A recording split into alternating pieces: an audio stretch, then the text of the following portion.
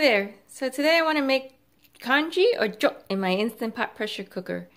It's a real simple recipe that you can actually add to and make a nice meal out of. So what I have here is 1 cup of white rice that I've rinsed, 2 slices of ginger, and 7 cups of liquid. Now since I'm making this plain, I thought I'd add some chicken broth to the water to give it a little bit more flavor, but you can use plain water and use 7 cups of it. Now on the stove, you would probably do a 1 to 12 ratio. So 1 cup of 1 cup of rice to 12 cups of water. But in the Instant Pot, because all of the liquid is retained, we're going to try and start out with 7 cups of liquid. Now to this, you can do things like add pork shank and pork bones, or even a chicken breast or chicken drumsticks. And if you do that, I suggest you give the meat a blanch for about 3 minutes to get rid of some of the fat and the blood before you put it into the pot. And you can put everything into the pot all at the same time. And then what you would have to do is take the meat out and give it a shredding to put it back in to serve. You could also do things like add cooked rotisserie chicken or leftover turkey or something like that to the end of the process so that you can have some meat in the congee. And something that I know my dad loves to do is add minced beef or maybe sliced fish at the end before you serve the congee while it's hot. And so the possibilities are pretty endless, so you can do what you need. But this is the basic that I'm going to try today.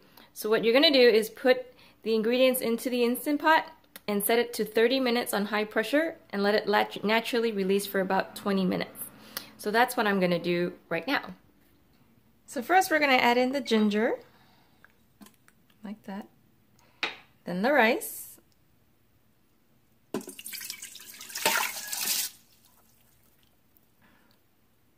And then the chicken broth, or if you're using plain water, the 7 cups of plain water.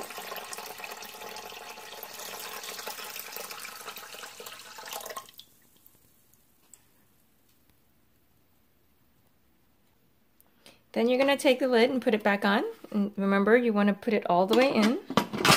And you're going to hear the melody and then give it a twist so that it becomes locked. And then what you want to check is the vent. Make sure that the valve is set to the sealing position, which is pushed toward the back. If it's forward, it's venting, and that's not what we want. So we'll make sure that that's in the sealing position. And then all we're going to do is push the porridge button that's preset on the Instant Pot. And it'll default to 20 minutes. What we want to do is make it 30. So use the plus sign and make it go up to 30 minutes.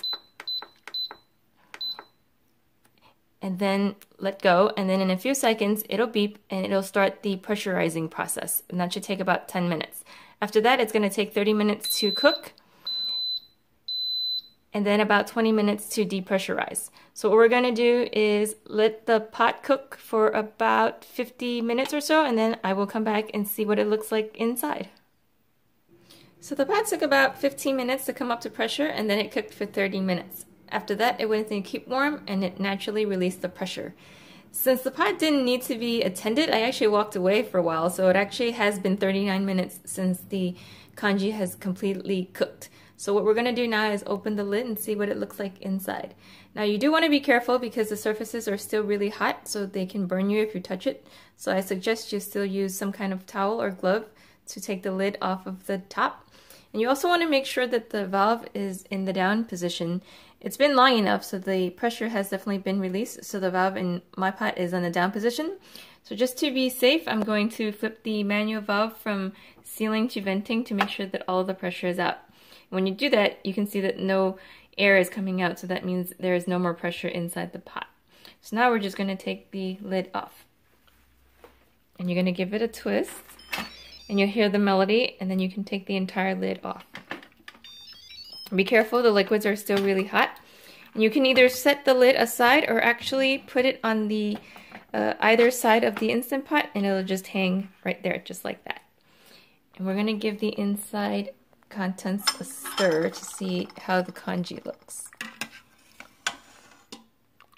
Oh. Actually, it looks pretty good. Not too thin and not too thick. If you find that it's too thin, you can also always turn the pot back on and let it thicken up a little bit. And if it's too thick, you can add some water and then again turn the pot back on and let it cook for a bit. Now if you had put in the pork shank or the raw chicken into the rice and water in the beginning, you want to take those out and shred them and then put them back in for a few more minutes to let them cook up and reheat, and then you can serve. If you want to add some already leftover chicken or beef, you can do that right now. And again, put the shredded pieces in and then let the congee cook for a few minutes, and then you can have a nice meal. So what I'm going to do is scoop some out, give it a little taste, and also you might want to put some salt to taste at this point so that you can have the flavor that you like. I don't like too much salt in my plain congee, so I'm probably just going to put, if anything, maybe a 1/4 teaspoon into the congee. And I will give it a taste and let you know how it worked out. So the congee came out a little bit thinner than I normally like. So what I did was turn the pot back on for 10 minutes and let it do the cooking and then naturally release the pressure, and that came out a lot better. Also, you want to know that congee will tend to thicken up a little bit after you turn off either the stove or the Instant Pot. So just because it looks very watery doesn't necessarily mean that it's going to be too thin. So you might want to let it sit for a bit before you decide that it's a little bit too thin. Anyway, if you want to know how much came out of the 1 cup of rice and 7 cups of water, I was able to fill 2 4-cup Pyrex containers and then have a bowl that I'm going to eat right away.